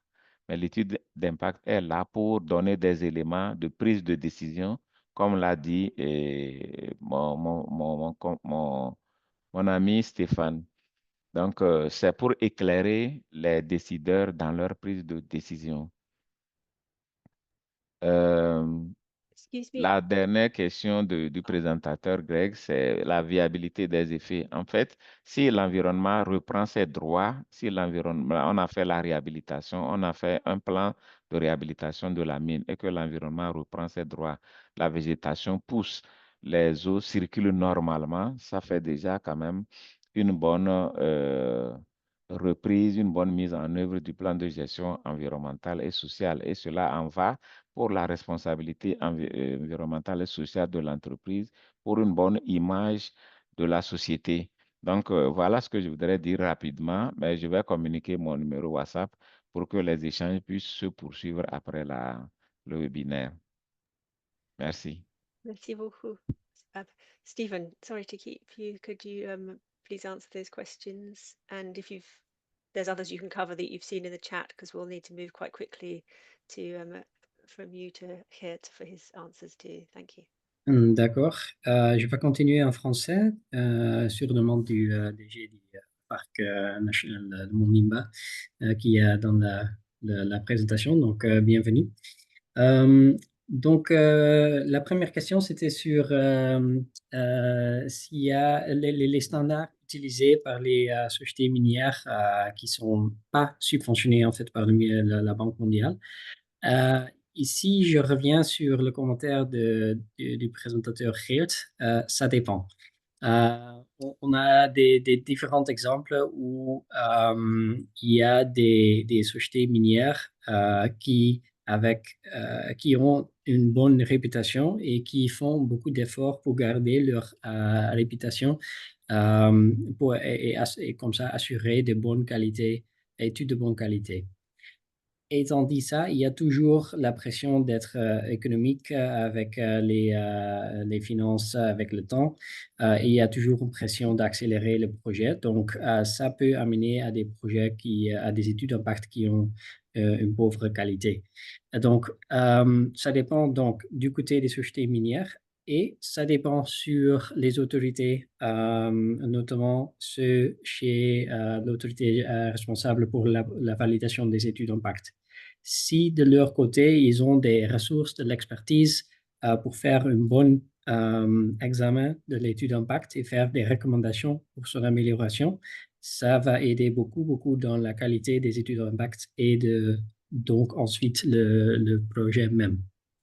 Et ça m'emmène à la prochaine question. Est-ce que il y a des exemples des études d'impact qui ont été rejetées pour les mines? Pas à ma connaissance. Je ne connais pas directement en tête un exemple en Afrique de l'Ouest où une étude d'impact pour un projet minier a été refusée, mais je serais très intéressé à en apprendre. Et la raison, c'est parce que une étude d'impact, ce n'est pas quelque chose qu'on fait juste pendant le week-end. C'est bien préparé. On fait beaucoup de ressources pour le préparer. Et donc comme l'exemple de Geert, c'est 1 an et demi à préparer le document. Donc, normalement, on arrive avec quelque chose qui a déjà au moins un peu de qualité. Et ce qu'on voit souvent, c'est qu'il y a une approbation sous réserve des améliorations. Donc, et ça arrive très souvent où l'étude d'impact elle-même est acceptée, mais il y a encore des efforts qui sont exigés pour améliorer son qualité avant que le permis soit donné, ou bien quelque chose qui sera suivi dans les audits qui suivent le projet pendant sa mise en œuvre. Prochaine question, est-ce qu'il y a un chevauchement entre les permis du Mont Nimba et celui du Simandou? Non, il y a une grande distance entre les deux sites, donc à ma connaissance, il n'y a pas un chevauchement là-bas. Et finalement, il y avait la question sur le partage de la compensation dans le cas du... bon, je ne me souviens pas c'était quel cas. Une son Simandou. En fait, c'est un peu trop tôt pour déjà dire si c'était bien repartitionné entre la population. Ce qu'on a constaté que c'était un plan de réinstallation et de compensation d'une relativement bonne qualité. Donc, et il y a une équipe qui est là pour la longue durée. Donc, je pense que dès que les paiements et compensations vont commencer, qu'il y aura un processus qui assure que la population sera consultée et que les compensations seront faites d'une manière équilibrée. Et finale question, il y avait une question sur le Bénin. Veuillez me contacter directement par WhatsApp ou email. Je peux tout expliquer ce qu'on a fait au Bénin. Merci. Thank you, Stephen. And very quickly, because Geert has to leave us at 12, and we can extend with the interpreters for another 15 minutes initially. Question to Geert, then, did you see, considering your plan to enhance local prosperity, how do you manage human influx into the area that may be attracted to employment or business opportunities, or the social livelihood initiatives that you're putting in place? Thank you. Very, very, very complex, because it immediately happened. The moment you open up an opportunity, within weeks, hundreds of people flood in. So it's extremely complex, and that needs to be dealt with in very close cooperation with the existing local community and the local chiefs. It's the only way how to deal with it, and sometimes even the police has to force people out. So it's very complex, I admit. And we've been in such a situation twice. So thank God we were able to solve it within a few months. But you're totally right. It is very complex. From a contractual point of view, hiring people and organizing people, we make already clear from the start that there is a preference from those families that live in the particular area and are identified as being such. Next one is the district or the province, and then of course it's open. But it's a very complex issue. Very true. Thank you. And Geert is imminently to leave us. So Stephen and Sebabe, Geert had a question to you both at the end of his presentation regarding what's been the real effect of previous implementation of the safeguards and the measures to date. So do you have a quick answer you can give him before he has to leave?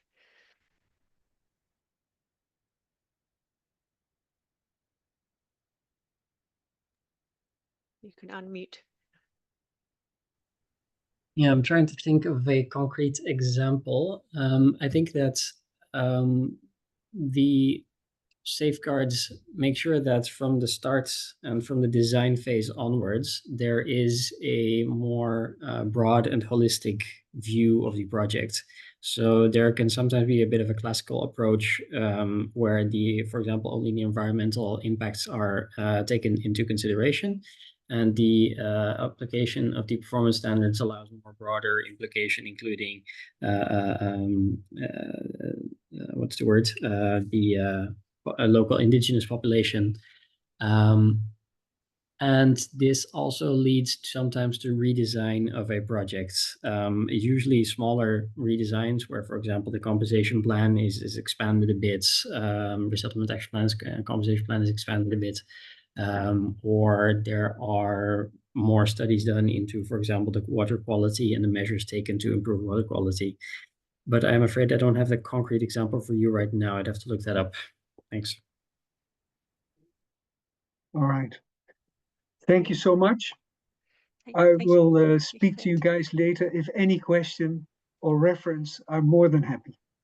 Thank you. Thank you so much. Thank you very much for participating. It has to leave us right now. We can carry on for another. OK, merci beaucoup. Par rapport aux effets réels d'une étude d'impact, c'est d'abord l'adhésion de la population au projet. Si la population adhère à un projet, ça fait déjà un impact positif réel parce que la population sera prête à accompagner le projet.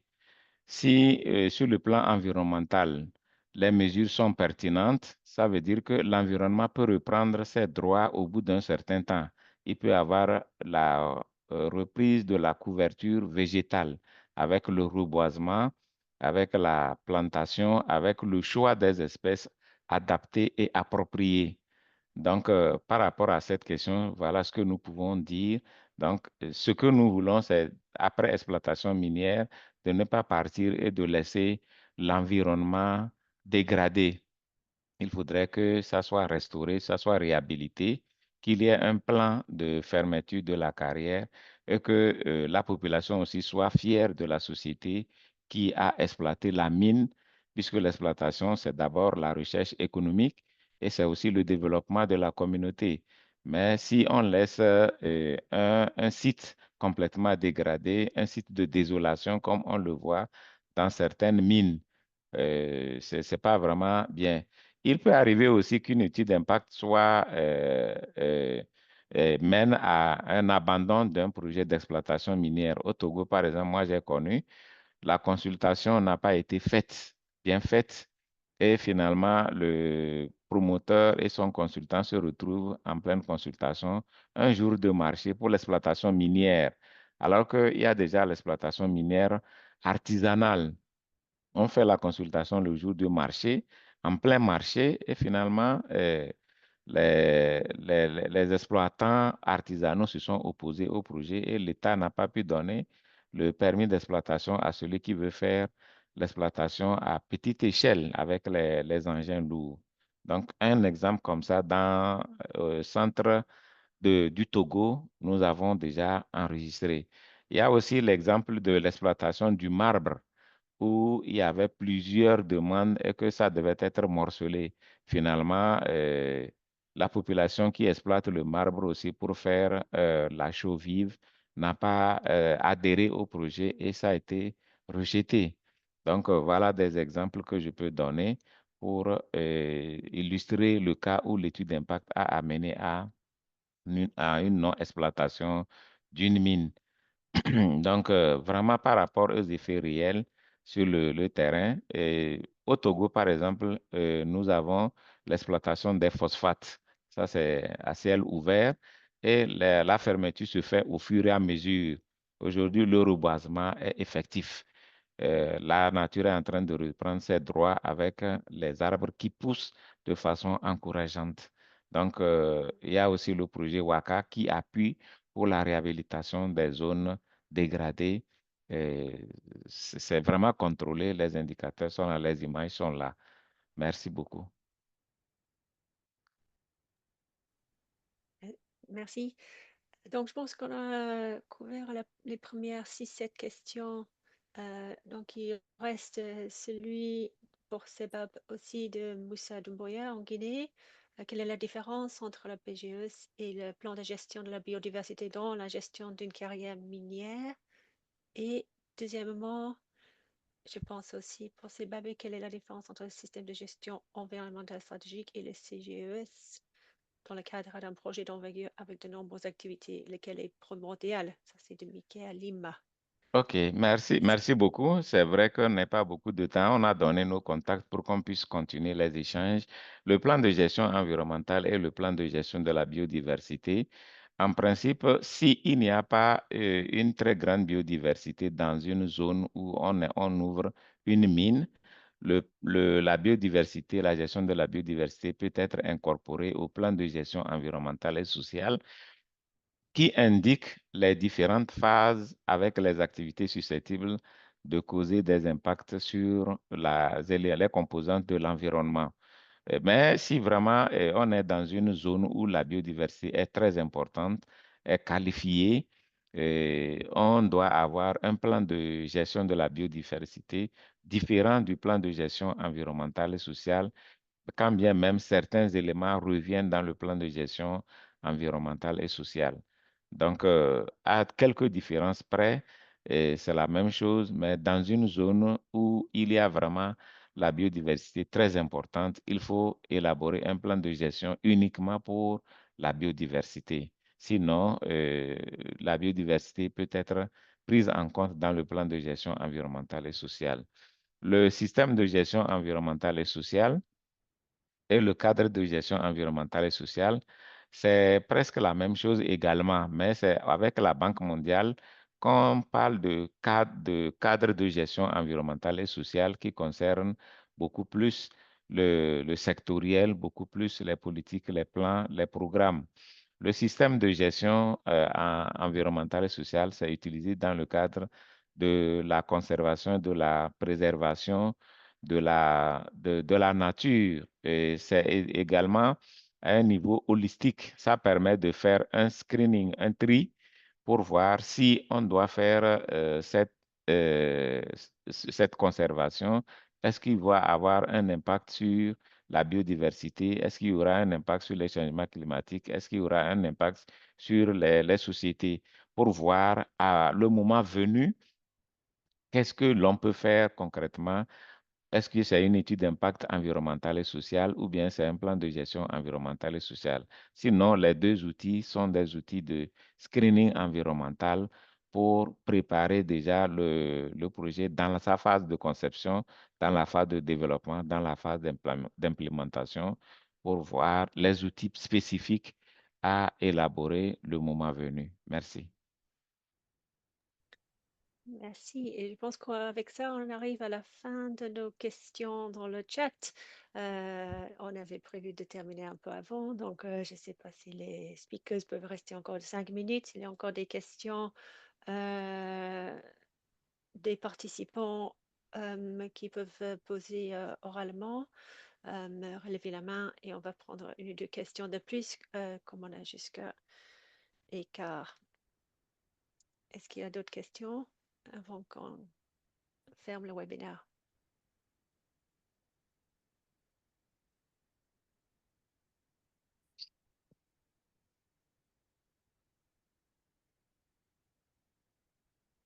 Je n'en vois pas de main, donc je vais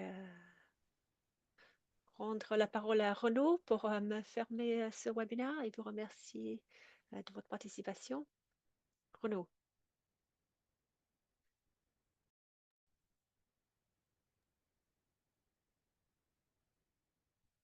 Renaud pour la conclusion. Yep. Ok, ben voilà, 2 heures ont passé ensemble. Merci aux participants, merci de vous être connectés. J'espère que ça vous a été profitable. Si vous avez d'autres questions, je pense que les présentateurs ont mis leurs coordonnées dans le chat, mais si vous avez d'autres questions, si vous voulez d'autres précisions, je pense que le contact que vous avez, c'est principalement celui de Catherine aussi. Donc, n'hésitez pas aussi à nous écrire. On peut essayer de voir dans quelle mesure est-ce qu'on peut répondre aussi à d'autres questions ou à d'autres dossiers, faire un peu plus de suivi si nécessaire dans la mesure du possible. Merci beaucoup, beaucoup aussi aux présentateurs. Merci beaucoup à Sebabe, à Stéphane et à Geert qui nous a déjà quittés. Merci beaucoup pour votre temps et votre disponibilité. Donc voilà, on arrive à la fin de ce webinaire. Merci à tous et le NaturAfrica West Afrique de l'Ouest va réorganiser un webinaire dans les 2-3 mois à venir. On vous tiendra au courant. On n'a pas encore véritablement décidé du sujet, mais on va vous tenir au courant. Et voilà, bonne fin de journée et merci à tous. Au revoir. Merci. Merci, bye Bonne bye. Thank you. journée. Bye bye. Merci. Bye.